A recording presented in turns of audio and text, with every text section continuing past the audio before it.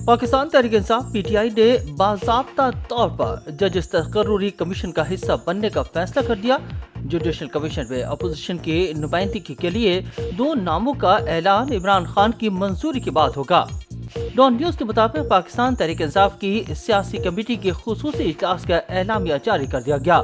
Alamy के मुताबिक PTI ने बाज़ाब्ता तौर पर जुडिशल कमीशन ऑफ पाकिस्तान का हिस्सा बनने का फैसला किया है, जबकि जुडिशल कमीशन के लिए पार्लियामान के दोनों ऐवानों से अरकान नामजद करने पर इत्तफाक किया गया। एलामिया में कहा गया कि सियासी कमेटी इजलास में जुडिशल कमीशन के लिए अपोजिशन की जानिब से 2 अरकान की नामजदगियों और इस हवाले से स्पीकर कौमी असम्बली के खत पर जामे ब्रीफिंग दी गई। ब्रीफिंग में कहा गया कि 13 अरकान पर मुश्तमिल जुडिशल कमीशन की जिम्मेदारियों में इजाफा किया गया है। Judicial commission supreme court, high court और फेडरल शरीयत कोर्ट में जजेस की तकर्रुरियां करेगा। इजलास के शुरा को बताया गया कि जुडिशल कमीशन हाई कोर्ट के जजेस की कारकर्दगी पर निगाह रखेगा और उनकी सालाना कारकर्दगी रिपोर्ट मुरतब करेगा, जबकि कमीशन हाई कोर्ट के जजेस के लिए मौजूद नामों की तजावीज भी पेश करने का मजाज है। ब्रीफिंग में बताया गया कि यही जुडिशल कमीशन हाई कोर्ट और सुप्रीम कोर्ट में बेंचेस भी कायम करेगा।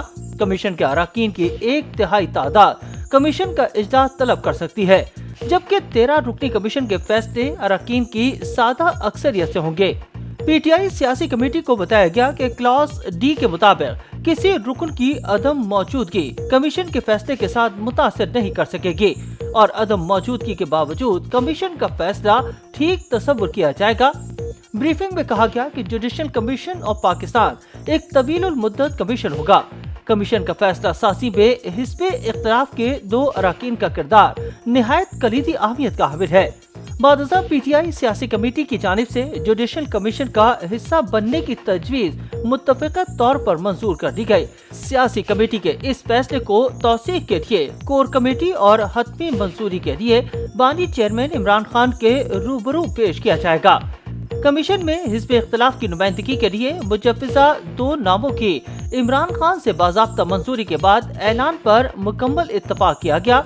अलावा इजलास में 26वीं आईनी तरमीम के हवाले से पार्टी के 2 टोक और उसूली मौक़िफ़ का भी इआदा किया गया।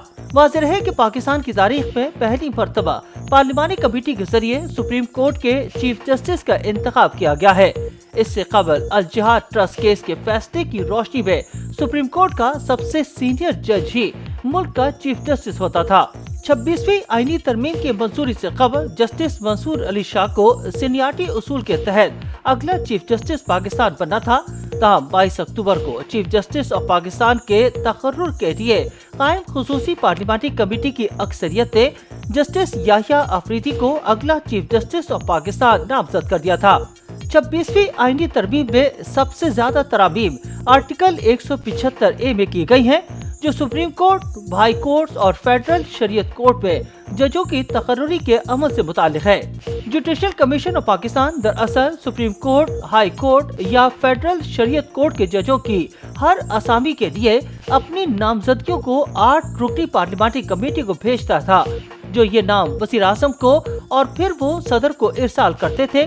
ताहम तरमीम के बाद कमीशन अब अपनी नामजदगियों को बराह रास्त वज़ीर आज़म को भेजेगा, जो उन्हें तकर्रुरी के लिए सदर को भेजेंगे। तरमीम के बाद खुसूसी पार्लिमानी कमेटी में कौमी असम्बली से 8 और सेनेट के 4 अरकान शामिल होंगे। सियासी जमातों को अरकान असम्बली की बुनियाद पर कमेटी में मुतनासिब नुमाइंदगी हासिल होगी, जिन्हें उनके मुताल्लिका पार्लिमानी लीडर नामजद करेंगे।